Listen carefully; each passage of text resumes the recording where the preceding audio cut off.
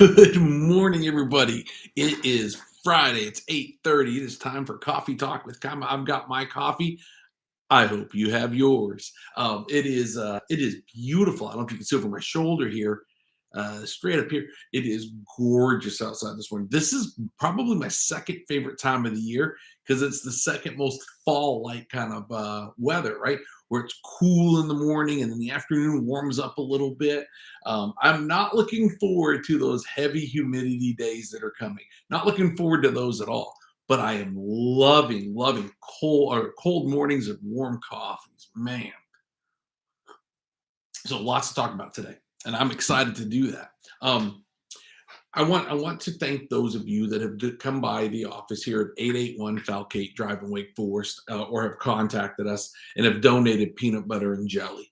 You see, every April we collect for the whole month of April. We collect peanut butter and jelly for kids in need at the food pantry.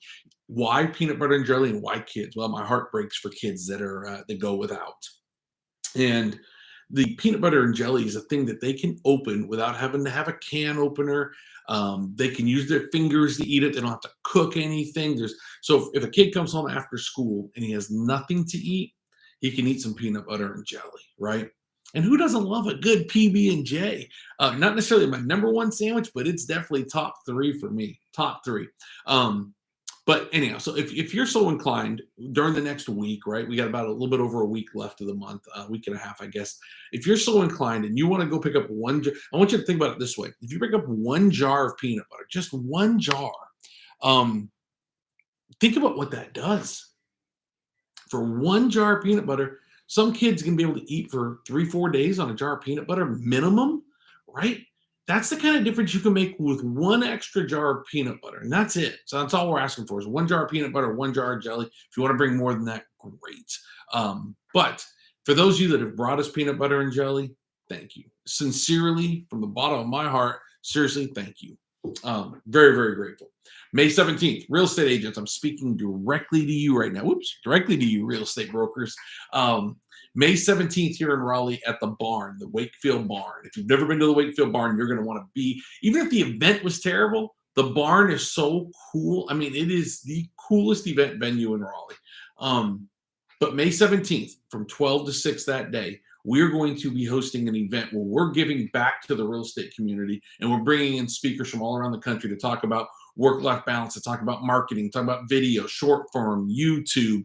I mean, you name it, right? How to go from being a mess to being a success, right? These are speakers that are going to pour into you, and this is something that we want to do for you. Some people have called this a thinly veiled recruiting opportunity, and that's something we as real estate brokers have to get past in this market, right? It doesn't have to be about recruiting. I know there's some companies out there that everything's about recruiting or attracting, right? And yes, no doubt about it, we will grow if people decide to come to our company. No doubt about that.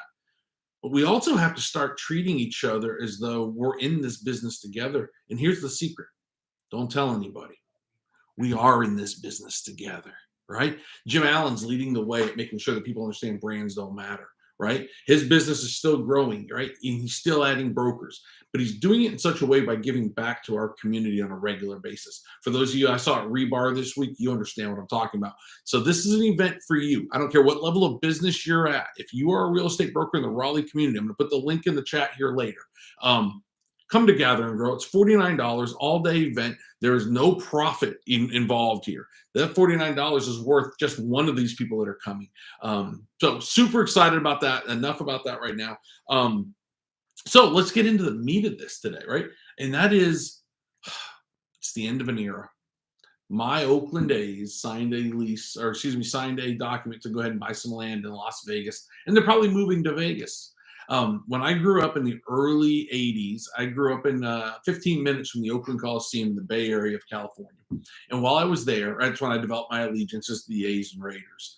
While I was there, you had the Golden State Warriors, the A's, and the Raiders all playing in the same parking lot. 2 buildings, 1 big parking lot, and it was awesome. It was wonderful. By 2027, all 3 teams will have left Oakland. This is not a political comment because I don't care about the politics. It just breaks my heart for the people in Oakland, in a place where I grew up and my family. So I raised my Kima cup today to my Uncle Tom, who lives 15 minutes from the Coliseum today and is a huge diehard A's and Raider fan. So anyhow, Gonna break my heart. It's gonna make listen, they're gonna be more competitive in Vegas. There's no question about it. Just like the Raiders eventually, hopefully, will be more competitive in Vegas, right? Speaking of the Raiders, the NFL draft is this coming Thursday. So I gotta mention it today. The next time I talk to you, we'll know what first round player your team has picked, unless you're a Rams fan and don't have a first round pick. But tell me, who is your favorite NFL team? And if you want to, share with me who you wish they would pick. I hope the Raiders get Tyree Wilson. I'm just going to throw it out there now. If we were to get a quarterback, the only one that I want would be C.J. Stroud, but I think next year's quarterback class is better. But I am one of those guys that watches the NFL year round. They figured out a way to keep us interested year round, right? And I'm one of those guys that does that. I love it. I listen to the podcast every morning. I love how they stretch things out. I love the NFL draft. Really excited about that. I'm going to stay in the world of sports, even for you non-sports junkies, for just a minute here.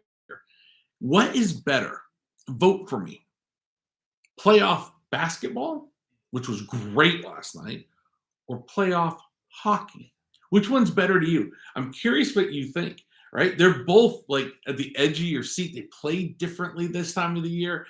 This is one of the more fun times of the year. Even if you don't watch, like I don't watch the NBA during the regular season. I think it's a terrible, terrible product.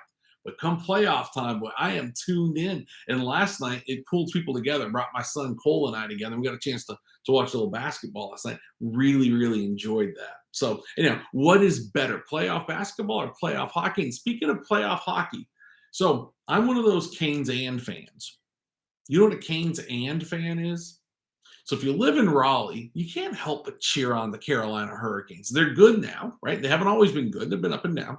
But you just cheer for them, right? We're a small community. They're part of our community.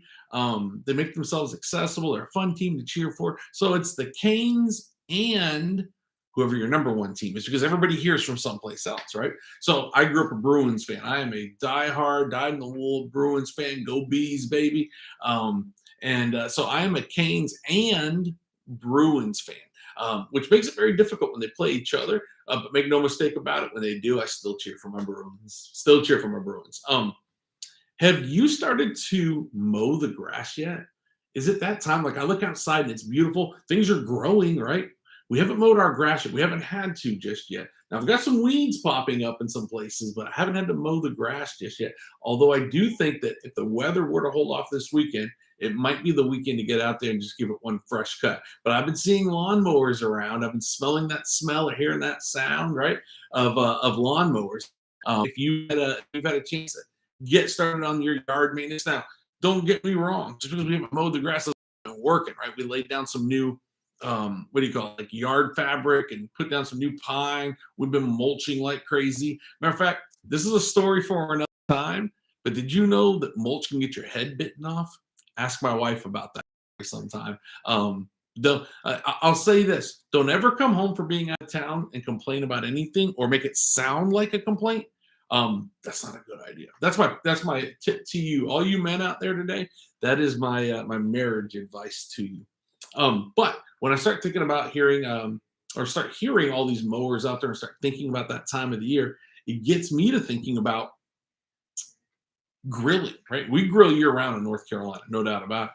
But it gets me about grilling. And every time right around this time of the year, I think to myself, I'm going to go get a grill this year, right? Because we've got a smoker. We've got a Traeger. Joe and Buddy at B&W Hardware, shout out to you. Looking for any kind of a grill of any sort, smoke or whatever, go see Joe and Buddy at B&W in downtown Wake Forest. The experience, the knowledge, all that kind of stuff. I don't care where you live. That's the place to get your grill. But I was in there one time with Jen years ago when I bought my first Traeger. She finally gave in and said, yeah, you can go ahead and get a smoker. It was time we were replacing an old Weber grill at the time. And I was in there and I'd made the comment like, well, I think I'll probably get a grill and a smoker because they do two different things, right? And so you got to have both. And so I thought she had said yes. So I'm in there and Joe's doing the best sales job I may have ever heard. And once Jen kind of came to and started paying attention to what I was saying, she recognized that I was about to buy two pieces of cooking equipment for the back deck. And let's just say I still only own a Traeger. But every year at this time, I think, just get like a Wilmington grill or something, something nice that's going to last this 10, 15 years. But to this point, to this date, still. Now it's my second Traeger, which I'm grateful for, but it is step one, right? It took me hell. It took me almost 20 years to get a dog, right? To get a dog approved by Jen, and that's worked out pretty darn good. So maybe it's going to be another few years, but we will get a grill to go with my Traeger. Yeah. What do you use? And then who out here is using flat tops? Like I've heard good and bad about Blackstones. I heard when you first get them, you love them. Then I heard over time, like you just don't use it that often. So I'm curious, who's using a flat top? Because Traeger's got a flat top now too, so I don't just call it a Blackstone. But who here is using a flat top grill regularly who didn't just get it in the last couple of months? If you are, share that with me. I'd love to know because if I can leverage a grill, a flat top, and my smoker, man, I don't know that I'll have a wife to go with all those things, but we'll see. We'll see. Um, so I got an interesting phone call last night. A fraternity brother of mine who I love, right? I won't mention his name, but a fraternity brother of mine that I love. His wife was looking to maybe make a career change. And because she's a teacher, teachers make the best real estate agents, by the way. And that's why Chad Wingler's the best at what he does. He's a former teacher. It's kind of like a Marine. I guess you're not really a former teacher, once a teacher, always a teacher, just in a different field now, right? That being said, she's a teacher, and after 21 years, is looking for alternative opportunities for herself. And I was really excited to talk to her. But more than I'm really proud and honored that people call me with those kinds of questions. What does it look like? Do you think I can do this? Like, what's involved? Like, how do I get started? All those kinds of things. And I won't get into all that stuff right here, right now. But if you have those kinds of questions, you're thinking about getting into real estate, you are not bothering me. Contact me. I'm happy to have that conversation with you. But here's the truth. I'm going to tell you the truth, right? I'm not going to sugarcoat it. You're going to get the good, the bad, and the ugly. And the good is outstanding. And the ugly is a little bit ugly, but the good is good. It's kind of like raising kids, right? If I'm not yelling, I'm sleeping. However, the highlights are the highlights and they're phenomenal. Anyhow, I joke a little bit. Hey, listen, do you enjoy your coffee? Like in the morning? Are you like a buddy Trey McDonald doesn't drink coffee, right? Crazy. It's only part of what makes him crazy, but I love my morning coffee, right? I don't know if I actually love coffee. I just love the whole thing about coffee. I love the warm drink, how it makes you feel. Love the smell of coffee. And one thing, Kima runs on Dunkin', right? Um, Anyhow, I'm just curious if you really enjoy your morning coffee. I do. This is my first cup of the day, just getting started, and I saved it to have it with you. But I love my morning coffee. Love it. Love it. I want to talk about something more serious. I want to get real serious with you for just a few minutes here. I want to talk about mental health. And I'm not talking about mental health from the sense of from a therapist perspective, anything like that. Although we've had a lot of time with therapists in our family's life because of mental health, right? But I want to talk about mental health from the perspective of a friend. Um, so many of you know that we're on a journey as a family, and on that journey, I can't say we because I don't want to speak for anybody else in my family, but I've been more open about asking for people to listen to me, and people have been asking more. And part of the reason I made the change at companies last year, and part of the reason that you're seeing so much change in what we're trying to accomplish, a lot of that was driven from the journey that we were on. And the journey is very serious. And for anybody who ever wants to have that conversation, I am happy to have that conversation privately with you. Because what I have learned is by talking out loud to God, talking out loud to myself, because you talk differently when you talk to yourself out loud versus talking to yourself in your head, right? And then more importantly, talking to you. I've learned a couple of things. I've learned it's very therapeutic for me. I've been using Instagram to get thoughts off my chest now for about a year. And they come and go, right? They come and go. Um, but what I've learned is that it's very therapeutic for me to talk about it. But I've also learned how many people out there are dealing with something similar, in some cases much worse, in some cases a little less. But whatever it is to that person, right? And it's really important to that person, meaning that whatever level of stress mentally you're dealing with, it's important. But you need to understand that there are others out there just like you. You're not alone. And that was I'm 51 years old, and you could have told me that, you could have taught me that. I still probably wouldn't have believed it. I know sometimes you have to, I'm one of those guys, I have to experience it. I've experienced it, and I experience it every day now. I was just in Houston. I had the opportunity to share my story a couple of times with people in private conversations. It just comes up because it's part of who you are. And in those conversations come relationships, right? That's the end result. And what I want to encourage you to do is, if you need somebody to talk to, find somebody to talk to. If you're not sure, find somebody to talk to. The key here is understanding that you're not alone. And if you don't have anybody else, you're here today, you're not alone because I'm here, right? Listen, I'm full of bravado. I love to joke. I'm a jokester. I'm loud. I like to yell at kids, right? I think we call that coaching. Um, but I also want you to know that you're not alone. And if you ever need me, come get me. But find somebody in your life that you can talk to. It could be multiple people. I'm very blessed, right? I'm super blessed. I've got a ton of people that love me, and I'm grateful for that. Sometimes I feel alone, no doubt about it. I think we all do. However, at the end of the day, I know how much I'm loved, and I want you to know how much you're loved. Anyhow, enough about that. I just wanted to share that with you. I want to move into the real estate side of things. How's that for a transition, right? So, real estate side of things. Earnest money in the state of North Carolina. We're one of the most jacked up states when it comes to real estate contracts, but I love our contract because it's almost like what do you call it? A commercial contract where it's got an option involved. We call it due diligence. Talking to a new friend of mine down in Texas about this because they've got something similar in Texas. But the old standby earnest money deposit, right? In North Carolina, we have two deposits when you write an offer on a house. You have a due diligence deposit and an earnest money deposit. And the due diligence deposit is paid directly to the seller. The seller keeps that money on day one. And what does it do? Why do we call it due diligence? Because you're buying time to do your due diligence. So maybe you're buying 3 weeks. You're going to apply for your loan. You're going to do your inspections, repair negotiations, all the stuff that you have to do. During that time frame, you can walk away for any reason or no reason at all. You do not get your due diligence back because you have bought time to do your stuff, right? That's a negotiated dollar amount. But I want to talk about the other deposit.